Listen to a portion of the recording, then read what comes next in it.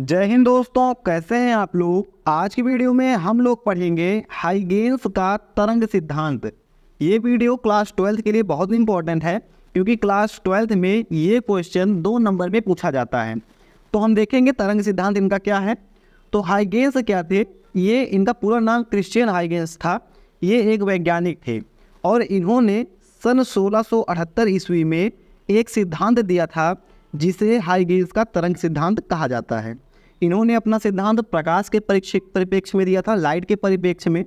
इनका कहना था कि प्रकाश तरंगों के रूप में चलता है, यानी कि प्रकाश एक क्या है, प्रकाश तरंग है।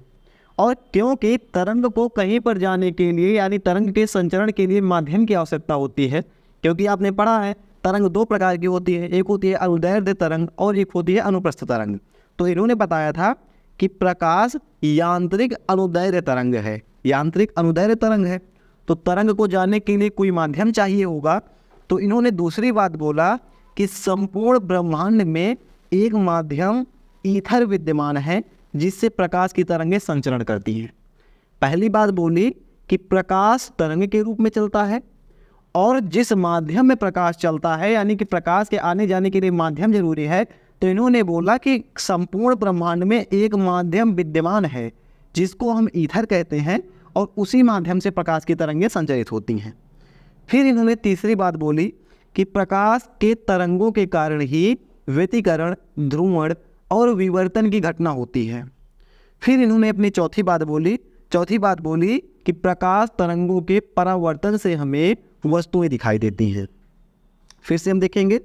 सबसे पहले इन्होंने कहा कि प्रकाश तरंगों के रूप में चलता है क्योंकि उस समय यह प्रचलन था कि तरंगों के लिए माध्यम की आवश्यकता होती है, जो भी अभी भी है भौतिक विज्ञान में। कोई भी तरंग होता है तो ठोस, द्रव, गैस, कोई ना कोई माध्यम उसको चाहिए।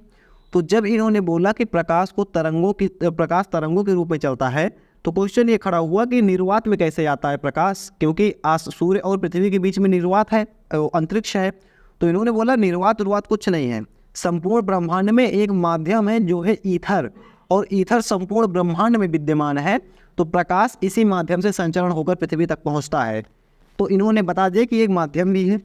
फिर इन्होंने बोला कि प्रकाश तरंगों के कारण व्यतिकरण, ध्रुवण और विवर्तन की घटना होती है। और फिर बोला कि प्रकाश का जो परावर्तन होता है इसी से हमें वस्तुएं दिखाई देती हैं। ये 4 चीज़ें इन्होंने बोला था।